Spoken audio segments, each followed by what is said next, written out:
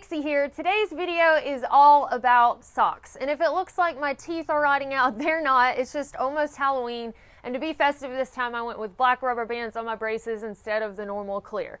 But moving along, socks are important to the world of hiking and backpacking because if your feet aren't happy, you're probably not going to have a great trip. So I'm going to cover the things that you should consider when picking out a pair of socks to use for hiking and backpacking, and maybe some other types of socks you haven't heard of.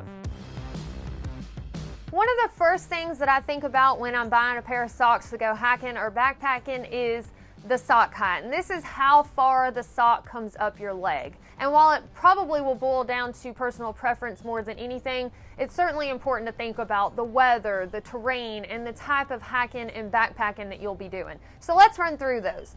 The no-show sock is the shortest option. Those are the ones that I personally prefer just because I like the look of it. But it's important to consider that this probably isn't a great option if you're going to be hiking in boots, because then you've got some exposed skin on your ankle area that might be rubbed raw by the more rigid footwear. So these are going to work best if you're wearing trail runners, sneakers, and other soft type footwear. The next level up as far as height goes is the ankle sock, and this is going to just cover your ankle bone and give you a little bit more protection from your footwear rubbing you. And also sometimes I'll switch to an ankle sock because I find that if I'm hiking in a snowy area or in a terrain that has a good bit of grit to it, that no-show socks will kind of trap that around the band area of the sock and rub my ankle raw. So going with the ankle sock, that just gives me a bit more protection and seems to keep some of that grit out of my sock. This is probably the shortest option that I would go with if I was hiking in a more rigid footwear like a boot. Next up are crew length socks, which I feel like are just the standard height for socks. These are going to work well with trail runners or boots. Of course, they'll protect your legs a bit more from the tops of your boots. And if you're wearing trail runners, then they might protect your legs a bit more from brush. And also, some people just like having the crew length socks because they like having bright colors.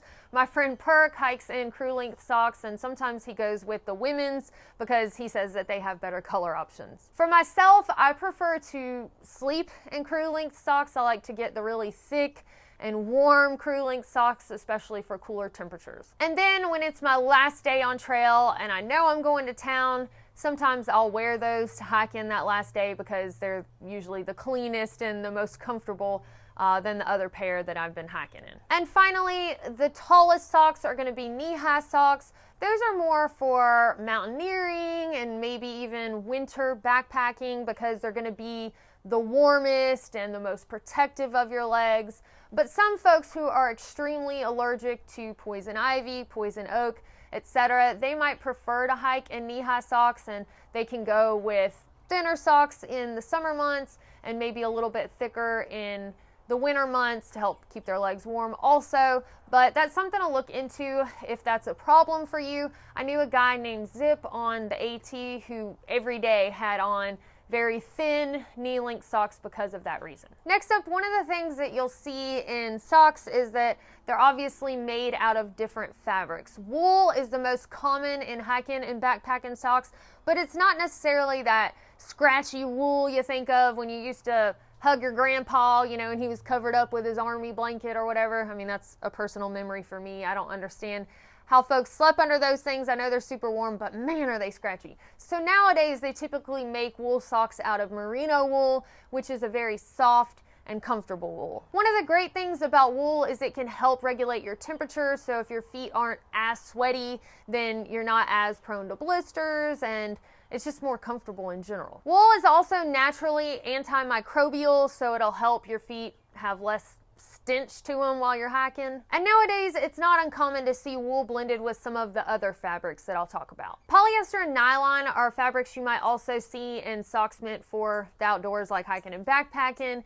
These are synthetic materials, but they help with wicking and also helping the sock to dry quickly. Silk is another fabric that you might see in some of the sock options. It's a natural insulator, it's lightweight and comfortable. It's also good at wicking moisture, but it's not super durable. So you're more likely to see this maybe in sock liners, which I'll talk about later on. And spandex, which is a fabric that helps socks keep their shape and helps them fit well to your foot. While there are a lot of brands out there that make socks specifically for hiking and backpacking and different outdoor sports, you don't have to have one of those highfalutin name brands. You can go with something that you find at Walmart as long as it's made out of wool or one of these synthetic materials. The main thing that you want to avoid is cotton. Cotton holds in moisture, so it's more likely to cause you blisters and just discomfort in general. And using cotton in backpacking is usually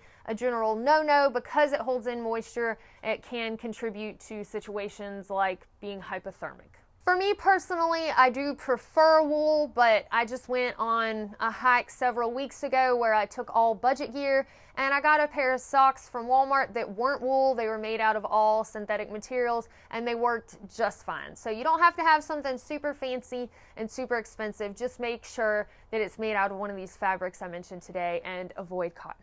Next is sock cushioning, which is more or less the thickness of the sock and how much cushion or fluffiness it offers your foot. No cushion is going to be good for the hotter months, so the summertime, because not having a lot of cushion, one, it won't be there to make your foot hotter and sweatier, but also you won't have a lot of cushion to absorb that sweat and then keep your foot wet. So a no cushion sock, again, for the hotter months makes sense. But maybe your feet are a little bit more sensitive and you want some cushion, so you can go with a low or light cushion, which is just going to give a bit more fluffiness to the ball of your foot and the heel of your foot.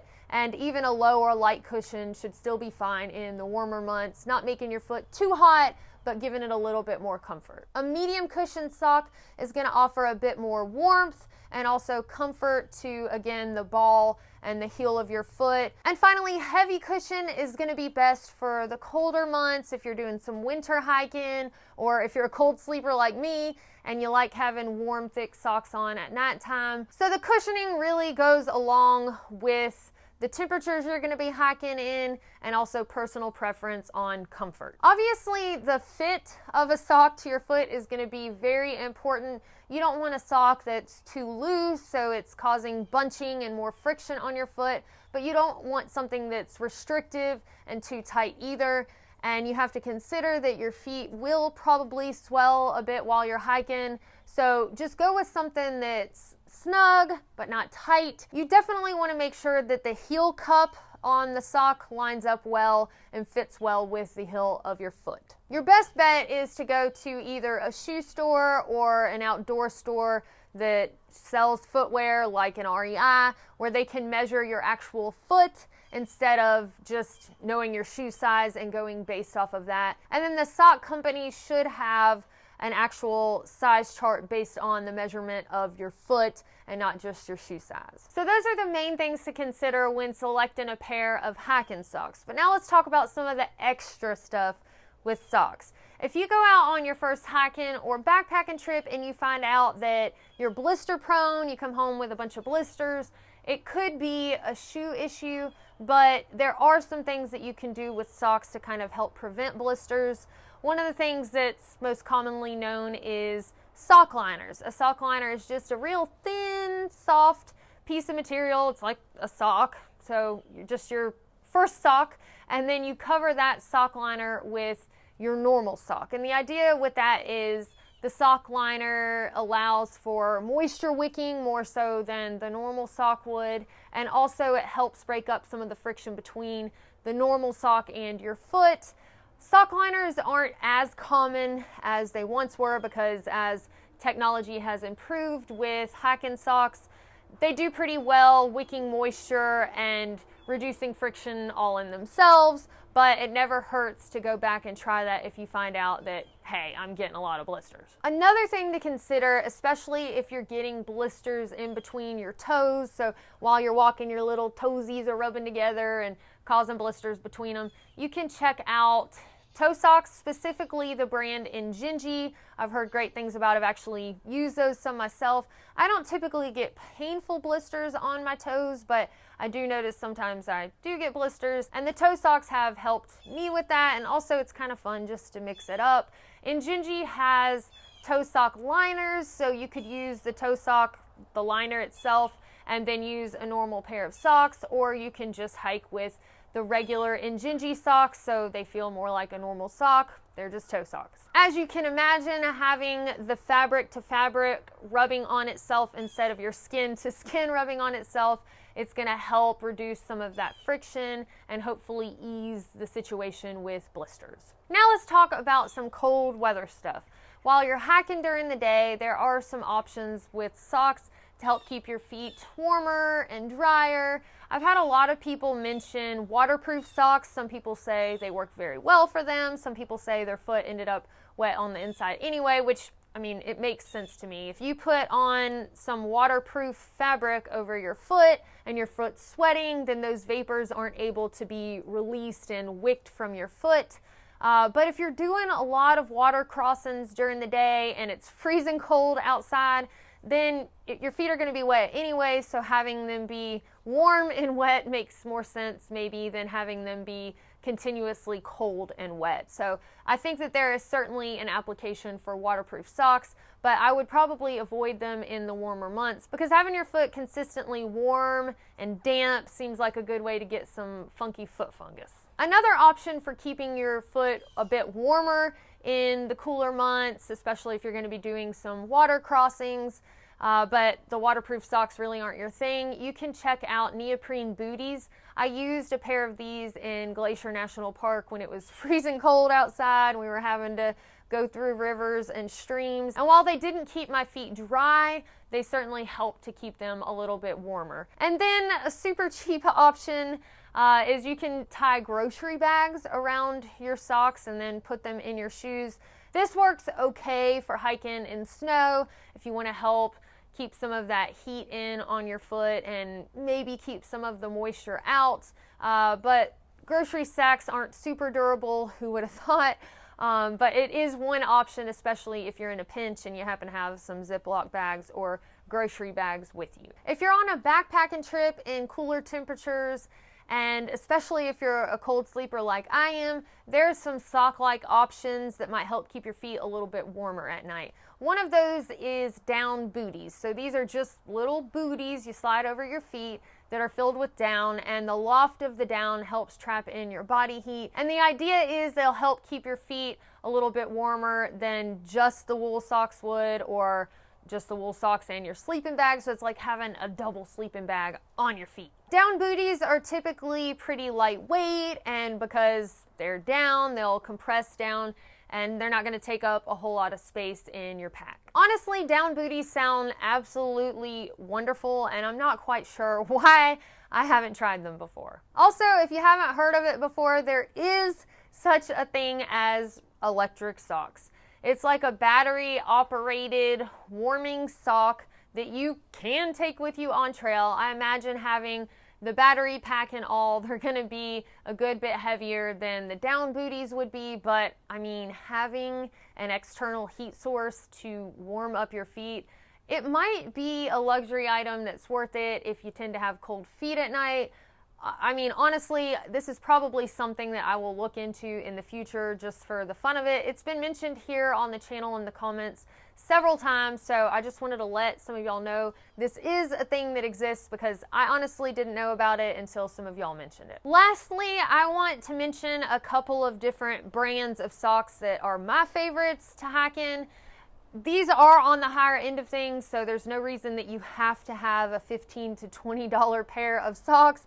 You can find options that will work just fine at Walmart or any of your other department stores. But if you don't mind spending that amount of money on a pair of socks that will be good to your feet, then the first brand that I would like to recommend is Darn Tough. And these are my favorites for several different reasons. First of all, they're the most durable wool sock that I have found. They also have a lifetime warranty. So if you do wear a hole in them from literally walking holes in them, you can either send them into Darn Tough and they'll send you a replacement pair, or if you go to a store that has Darn Toughs on hand, a lot of times they'll handle that for you. You can ask and they'll let you know. But again, they last the longest, and also they have literally a lifetime guarantee. My next favorite brand is Smartwool. These are, in my opinion, a bit softer and more comfortable than the Darn Tough socks, but they wear out more quickly and they're in the same price range, and they don't have the lifetime guarantee. So, you know, it really boils down to personal preference. What I tend to do is hike in the Darn Toughs because that's when I'm wearing them out, and then I sleep in really warm, comfortable Smartwool socks at night. And I've already mentioned the Injinji socks. Those are probably my third favorite. They're the toe socks that I talked about earlier. And then some other pair that I know some of y'all have mentioned out there are Right socks. I actually hiked in a pair of those for a brief time on the Appalachian Trail. And then also the REI brand. I haven't personally hiked in any of those. They have that guarantee at REI that if you're not satisfied with a product, you have up to a year to replace it. So that's always comforting when you're buying something that you hadn't tried before. All right, y'all, that's all I have for you today.